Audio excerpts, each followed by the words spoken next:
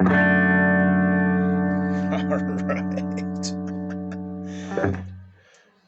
Basslightning here, and welcome to another original hard rock live set coming to you live and direct from Northern Vermont, USA.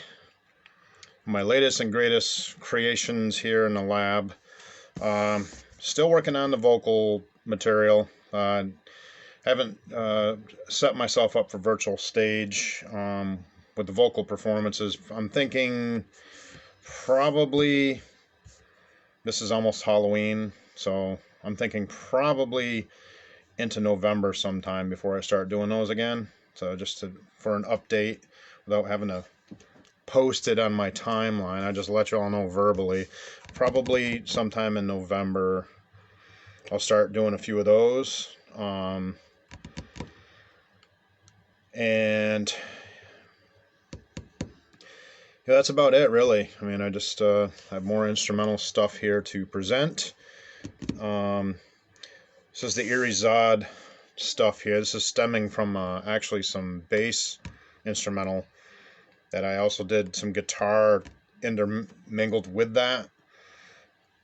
I don't know if any of you seen my Eerie Zoddy set, but let me get a level check here, so I'm not blasting everything out of here.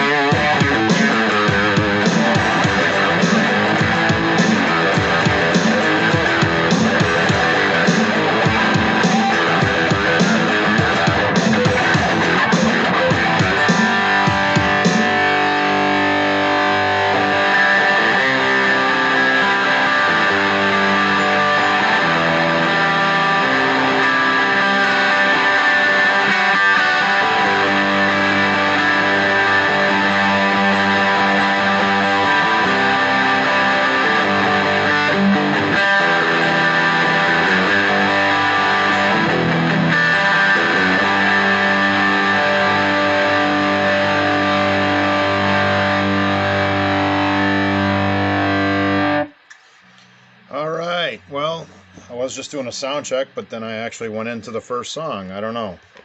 It was just like, okay, it sounds good. Let's go. Sometimes you gotta just capture that spark and let it go. You know, it's not all about. Let me click my overdrive off so it's not hissing into the cam. It's not all about, academics. I mean, yes, of course you want to study and learn. And like I've said in my workshops, this isn't a workshop, so I'm not going to get into the whole, breakdown of everything and every detail. But, you don't, it's hard to explain this, but the taste can't be taught thing. That's just really what it goes into. Now, I can break down and explain every single thing I just played in that piece, and I can tell you, I went to the, dominant 7th, minor 11th, which I took off the top note, which turns it into a 7th chord. I did chromatic, I did some pentatonic in there. I also did an inversion from the top position of a pentatonic scale with a chromatic trill in there. I'm sure you heard that. I did a couple different variations. And, it's, yes, I can explain this all, but what's the point of me going through and doing that every time I play something? I'm not a guitar teacher and I'm not a bass teacher. I'm very good at both, yes, but I'm not a teacher. It takes patience.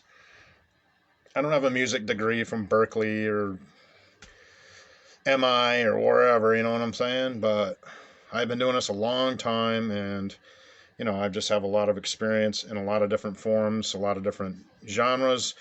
The one that I love the most is hard rock alternative, and that's what I write in. That's what I like. Of course, I can play country, I can play blues, I can play jazz, I can play death metal, black metal, heavy metal, classic metal, all the subgenres. I can play just about anything if I put the work in, and especially if I am doing cover music.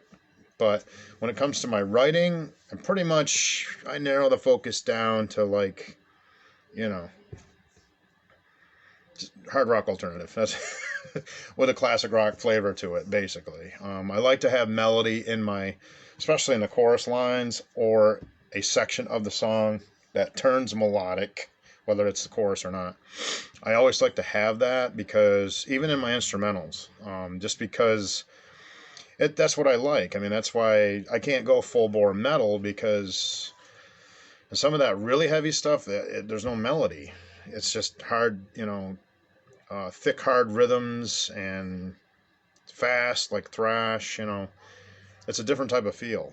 That's not really me. I'm just a hard rock guy. You know what I mean? It's 80s rocker. I'm certainly not a big hair band, Eddie Van Halen wannabe type of player. There's some of those around everywhere. But it's just, I just enjoy doing this kind of stuff, because I don't really get to do this in the context of a regular band. I'm usually on bass guitar, which is my best skill, of course. I'm a professional bassist. But I get to present my guitar work to an audience, even though you're not actually here. You're still out there somewhere. At some point, if you're not watching the live feed, you're watching it from somewhere on some device, computer, smartphone, whatever. I appreciate everyone who takes the time to view my work. This is a video world that we're in. But that's basically, I just figured I would, I don't know. I'm not in a hurry to just bang these songs out. I just figured my sinuses are driving me nuts, excuse me. But I just figured I'd give you guys a little bit of monologue after playing the first song. That's basically it. Take it however you want to take it. This is me. This is how I've always presented myself. It's probably how I always will present myself. Generally on guitar, I like to use a Gibson Les Paul. On bass, I like to use USAP bass of some sort, whether it's an older style kind, like in the 50s reissue type of deal, or if it's a 60s reissue.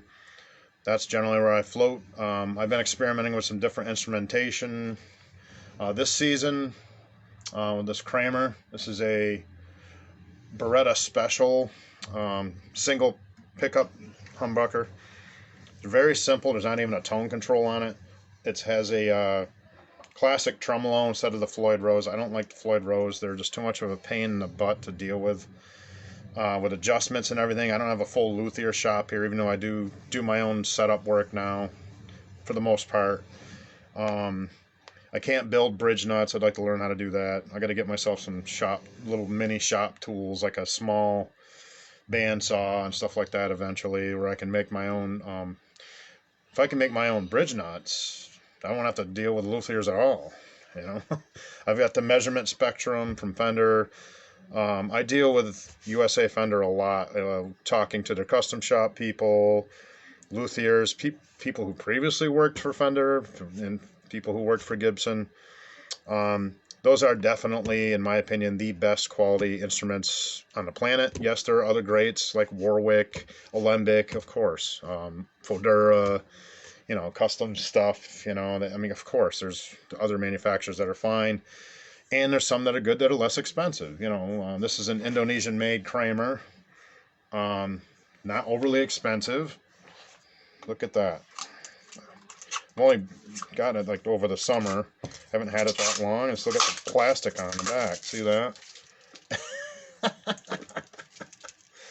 Well, you know, just bought this over the summer. It's been great. I mean, it you know, it's just like any of them. You gotta change the strings out. You gotta keep it set up. It doesn't go out of whack. Boingo. I've had it in temperature controlled environment and air conditioning, of course, all summer. Now we're heading into fall. It's in heated environment, so it doesn't really go out, you know, on the road with me or anything like that. It's just a studio guitar. But this thing plays and sounds great. It's got a great hard rock sound to it, and it plays like butter. I mean, it plays excellent for a guitar in this price point. It's got decent wood. It's solid mahogany. You know.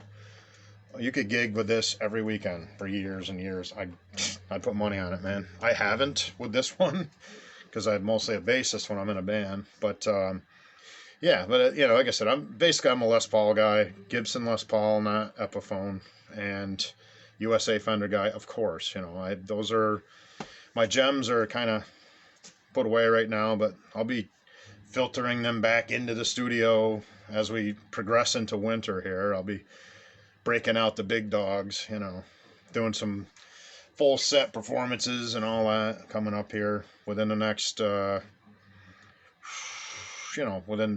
actually couple weeks. Probably I'll start doing some more virtual stage with full vocal, drums, live performance stuff. I do have new, fresh material for that. Of course, I always have new, fresh material. This stuff here is just fun for me. I just like doing it, so. You know, it's great. I love doing this stuff. I could never do anything this cool in a band, ever. I've expanded myself musically way beyond anything I could ever do in any cover bands around this region. Nothing against the cover band. I've done it for 35 years, you know. But I've expanded myself way more doing my Basslightning and before that August Eerie. Way beyond anything I could ever do with a cover band, you know. So anyways, enough of my life story. I don't want to bore everybody. Let's get my drums selected here.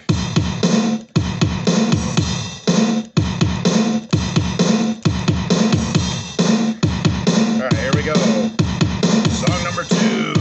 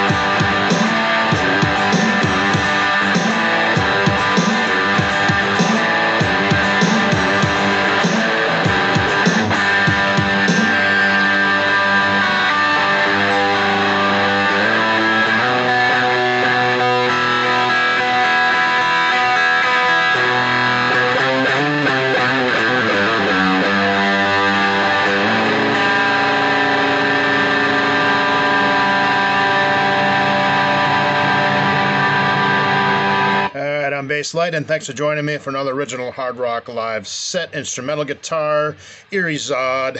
Don't forget Eerie Zod. And we'll catch you all in the next one. Have a good one, folks.